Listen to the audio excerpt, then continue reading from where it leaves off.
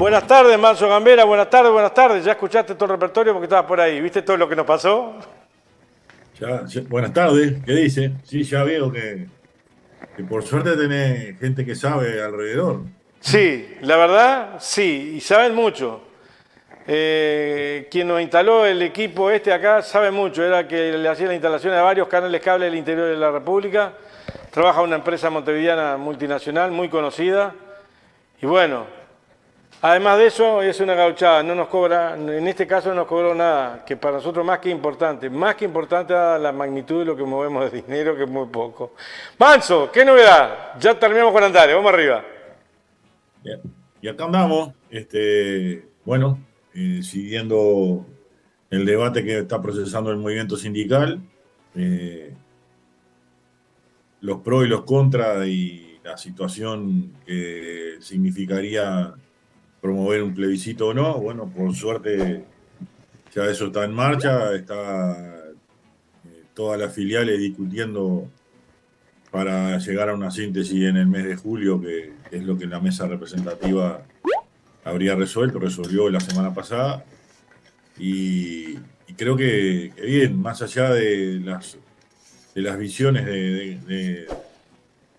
digamos, tácticas de cada uno, creo que lo importante es bueno, el movimiento sindical está plantado de acuerdo al debate y a la resolución de la mesa representativa, está plantado en enfrentar como sea esta reforma jubilatoria y tratar de cambiar esa realidad, ¿no?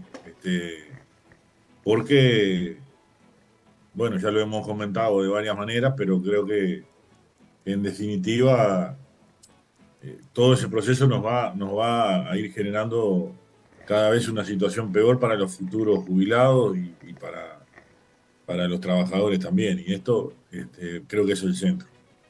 De ahí, además, habrá que repartir energías para dar otras luchas que sin duda se vienen, que tienen que ver con el salario, con las condiciones de trabajo y los convenios colectivos en los consejos de salario.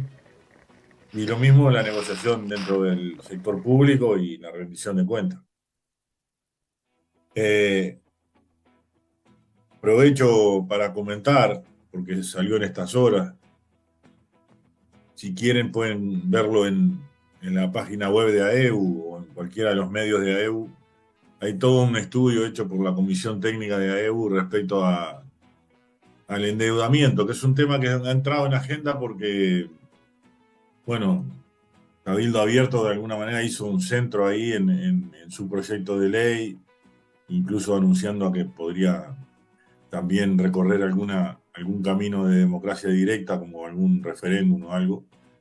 Y, y bueno, me parece que es un tema demasiado importante para la gente que necesita que primero que nada, antes que hacer anuncios y generar proyectos que a veces tienen buenas intenciones, pero que también tienen intereses políticos legítimos, partidarios, intereses partidarios legítimos, me parecía importante que AEU colocara un estudio hecho a partir de un informe pedido al Banco Central en el marco de esta forma que hay de pedido de información pública, ¿no?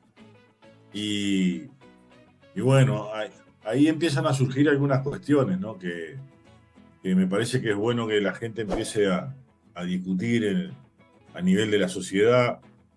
Eh, o, Según como se mire, puede ser eh, grave, pero en realidad también me parece que hay que cruzarlo o cruzar información y analizarlo agregando puntos de vista que tengan que ver con el aspecto sociológico y ni que hablar con el aspecto económico.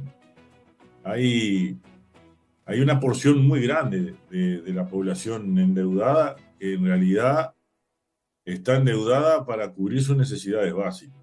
O sea, está pasando de un mes para el otro su deuda y sus posibilidades crediticias, pero en función de cubrir lo más básico, lo más importante para cualquier ser humano, familia, que es la alimentación, el abrigo y ni que hablar el techo. Y eso no es un porcentaje menor. Estamos hablando de en el entorno de las 500.000 personas en nuestra población. Y esto tomado en cuenta con un número de datos que son del crédito formal. Pero lo que no tenemos forma de evaluar, no por lo menos con los métodos que podemos tener hasta ahora, sino que por eso digo, habría que poner pienso y de qué manera se puede enfrentar este tema, pero falta ahí todo lo que es el mercado informal del crédito, o sea, más conocido como prestamista. En muchos de los ambientes en donde se mueven esas distintas formas de prestamistas, ¿no? Desde el entorno al juego hasta el prestamista, bueno, en el barrio, en cualquier situación de punto de vista informal y que ni siquiera sabemos bien ni cómo lo presta, a qué tasa de interés, si eso está dentro de lo definido como usura o no, y mucho menos ni siquiera sabemos ni cómo le cobran a la gente. Con esto estoy dejando sobre la mesa la preocupación de que muchas veces la cobranza de esos préstamos fuera del sistema y fuera de la formalidad, además son cobrados con métodos violentos, para ser claro. Y bueno, sí, sí. Si no pagas, te tendrás que atener a sus consecuencias. Y esto está más presente en nuestra sociedad de lo que nosotros creemos. Y yo creo que es hora de que empecemos a generar algunos anticuerpos y los anticuerpos en una sociedad se generan si la sociedad toda lo debate y con ese debate dejan en evidencia situaciones de esto. Entonces yo no estoy queriendo decir que no sea importante que cualquiera de los partidos genere proyectos de ley que sean perdona tutti o que sean eh, eh, tabla rasa a lo que es el endeudamiento, pero desde nuestro lado siempre hemos insistido de que el tema del endeudamiento debe ser considerado casi caso a caso, pero por lo menos situación a situación. Y la verdad es que hay una población muy amplia de nuestro país que no hay forma de que, no solo con proyectos de ley que le condonen deuda o algo va a generar liquidez o ingresos que después le permitan vivir al día, sino que probablemente si no hay políticas sociales que mejoren de alguna manera los ingresos de esa gente, no van a tener liquidez y es lo mismo, es empezar de nuevo con la misma situación. Y la verdad que eso a nosotros como sindicato, como movimiento sindical nos preocupa en ese sentido, de que nadie plantea políticas sociales que atiendan una realidad social que realmente se está complicando cada vez más y que tiene que ver también con efectos de la pandemia, como se ha dicho, pero que tiene que ver con una situación de congelación de sueldos y de pérdida de empleo que no es el país que bueno que se ve que se dice en el que vivimos en las conferencias de prensa del gobierno o en las declaraciones públicas del secretario de Presidencia. No. El país real es eso, el endeudamiento importante y demás, pero de un sector de la población que tiene un endeudamiento que ni siquiera está medido porque está fuera de la formación. Y que además, si hay soluciones a través de proyectos de ley, soluciones a través de mecanismos legales, obviamente van a ser para quienes están endeudados en el sector formal. Y todos los que están endeudados por fuera del sector formal no van a tener soluciones y por tanto van a seguir igual en situaciones graves de endeudamiento y a veces grave desde el punto de vista social y de convivencia y demás. Esto, digo, después, en próximas semanas, si quieren, podemos ir viendo con datos, o ustedes mismos pueden, si quieren, extraer de los medios de AEU, que son medios públicos, por supuesto, son de la gente, de y para la gente, pueden extraer de allí y mostrar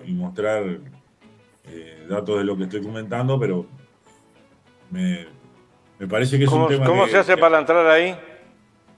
es en la web de AEU, AEU.org.uy, www.aeu.org.uy, entras y tenés las informaciones de último momento, y ahí están los informes de la Comisión Técnica de AEU, que nosotros llamamos CTA, que es Comisión Técnica Asesora, pero son economistas que son los que han hecho este estudio. Pero insisto, ¿no? Es incluso un primer punto de vista que creo yo que debería ser encarado ya más desde el punto de vista de políticas a largo plazo, y que tienen que tener enriquecimiento de otros puntos de vista, desde el punto de vista sociológico y demás. Por ejemplo, surge de ese estudio que hace la Comisión Técnica de AEU de que son mejores sujetos de crédito o que tienen mejor perfil de endeudamiento las mujeres que nosotros los hombres. Y bueno, alguien va a tener que... Estaría bueno que alguien haga algún tipo de por lo menos de tesis sociológica de por qué sería eso, ¿no? Porque esto surge de los datos técnicos y del estudio del endeudamiento de cada uno, pero ¿eso obedece a una conducta o no? ¿Y por qué? Y si pudieran detectar esas razones, bueno, probablemente se podría orientar mejor esas políticas sociales, porque... Estamos hablando de lo que se visualiza en lo que está en la ley, digamos, sí. Sí, no lo que siempre es sobre datos oficiales y sobre datos que se han podido tener del Banco Central, de lo que es la actividad regulada por el Banco Central. Obviamente hay todo un sistema por fuera, pero igual es un universo que es bastante representativo de la sociedad, y que me parece en ese sentido que es un tema interesante a discutir. Y sobre todo porque una cosa que creo que habría que dar con ese estudio, tanto con los otros puntos de vista del lado académico, ¿no? Decía, ir, por ejemplo, determinando si hay o no una actitud social, una actitud de toda la, digamos, que atraviesa la sociedad, de no pago, ¿no? O sea, si somos una sociedad que tiene como impronta, como conducta, el no pago. Primero sería bueno detectarlo y saber si es así. Yo no me animo a asegurarlo. Pero sí, estos números preocupan en el tamaño que tienen de endeudamiento y de atraso. Bueno, si eso fuera así, bueno, creo que sería con más razón. Pero aunque así no fuera y no hubiera una actitud de no pago, yo creo que urge, y además de tomar medidas que ayuden a la gente a estar menos endeudada, creo que además urge una serie de campañas. Ahora está de moda esto de la campaña de bien público, pero no sé, campañas a veces lo que hace el Banco Central, de ir a las escuelas públicas, campañas a nivel de niños y de la sociedad en su conjunto, y de instituciones sociales y demás, de educación financiera y de información financiera, para que la gente también sepa el producto que está comprando. Cuando uno va, y estamos hablando en la parte formal, pero cuando uno va y decide contraer un crédito y firmar un contrato por ese crédito, y una forma de pago de ese crédito, en el tiempo, en la tasa, en la moneda, en las diferentes cuestiones que componen ese crédito, uno está comprando un producto, en definitiva. En este caso un servicio, pero es un producto en definitiva. Bueno, uno, si va a comprar arroz y se para frente a la góndola, tiene que más o menos saber cuál es la diferencia entre el arroz común, el arroz que no se pasa, el arroz de medio grano o el integral.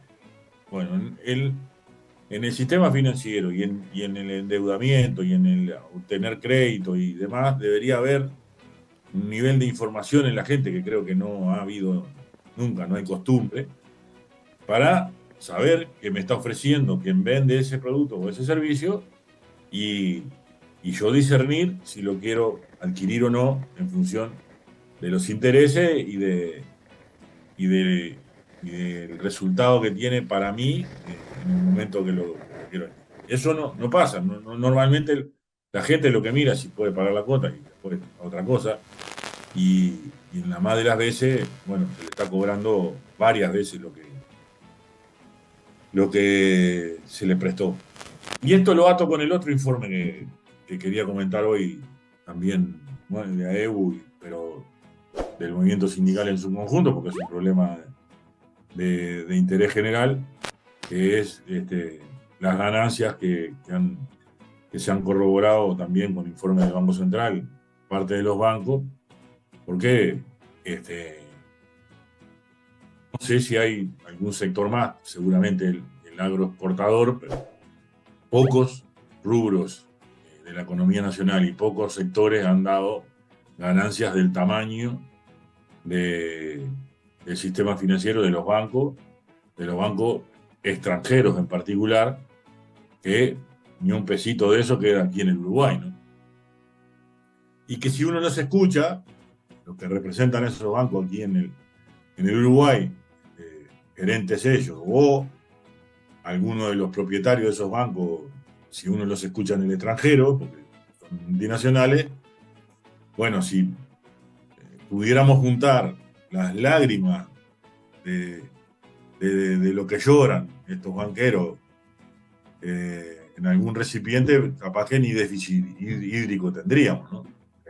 Hace una vida que lloran y siguen llorando y siguen diciendo que siguen perdiendo, ¿no? Que tienen que ajustar costos y que tienen que... Bueno, ¿saben? Adivinen por dónde es que quieren ajustar costos, ¿no? Cualquiera de las otras empresas de este país quieren ajustar costos diciendo que los trabajadores ganamos demasiado o que tenemos determinados beneficios que no deberían ser de cargo de ellos. Y lo digo esto porque es extrapolable a una serie de actividades económicas en el Uruguay y bueno, y en particular en algunas en las que se están desarrollando los conflictos y parece ser que los trabajadores no queremos entender que los empresarios no deberían ganar menos. Y bueno, lo traje a colación porque creo que tiene que ver con todo esto que se viene, ¿no? De los convenios colectivos y la negociación por rama. Y bueno, y esto vinculado a los últimos proyectos de ley, ¿no? Que tenés que tener personería jurídica, si no el patrón no está obligado ni a darte información, ni mucho menos tampoco a descontar por planilla la cotización al sindicato, y que no se van a sostener los beneficios que tenés en el convenio si se vence el convenio, porque ahora no rige más la ultractividad, cuando en realidad tenía que ser una cuestión de buena voluntad de ambas partes, de decir, bueno, muchachos, mientras discutimos esto, lo que no está en discusión se mantiene y no hay problema. Bueno, yo creo que hay un ambiente de empresarios envalentonados en venir a cobrar todas las facturas juntas y de una en este año que creo que va a generar una situación de conflictividad creciente que ya hemos estado considerando en algunas comunicaciones anteriores, pero uno va sumando y va diciendo, bueno, tal cual me imaginaba, se viene concretando. Titular porque no tenemos que ir, titulares. O un titular. Bueno, ¿cómo viene desde el punto de vista de los trabajadores en general, en la parte estatal, pero también no estatal porque les va a afectar esta última rendición de cuentas? ¿Cómo la ven ustedes? de la central. Lo que se presume es que va a venir en la misma línea de este gobierno en todo su transcurso y es de recortes. Es de la misma línea, quiere decir, único objetivo, reducir el gasto fiscal, único objetivo, reducir el déficit. Eh, Todo lo que se logre en ese sentido se festeja y bueno, y por tanto es de suponer que va a venir por ese lado y es lo que va a haber que resistir. Aún, aún con todo el debate abierto sobre la no previsión en cuanto al déficit hídrico y a la sequía de 3 años y no haber invertido y demás, aún con todo ese debate abierto en estos días y demás, yo creo que van a sostener su línea de restrictiva, de recortes y de una rendición de cuenta en la misma línea de reducción del déficit fiscal. Así que, nuestra posición va a tener que ser de resistencia y de lucha para no perder más de lo que ya nos han hecho perder. Ayer hizo un resumen por allí en la columna de él, Ernesto Gassi, los 40 meses que van y los 20 que quedan. Y está dura la mano. Bueno, si 40 van y 20 faltan, Falta menos, pero son tú. sí, pero falta la tercera parte, ¿no?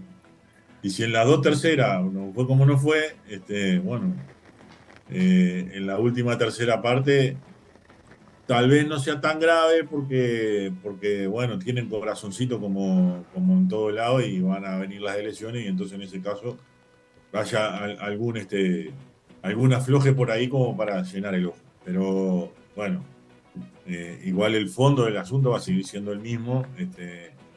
Yo creo que es un gobierno que tiene un mandato claro, un mandato por parte de a quienes representa, que es a esa minoría que se ha enriquecido más aún con pandemia y demás, y particularmente a estas cámaras empresariales a las que aludía en el análisis que venía haciendo. O sea que está claro que esa tercera parte va a ser tan dura como las dos anteriores. Nos vemos, Manso. Muchas gracias por estar y gracias por el aguante porque arrancamos más tarde hoy. Al revés, vos, como siempre, el abrazo grande a donde quiera que estén todos los que están por ahí. Y bueno, y a la orden, como siempre.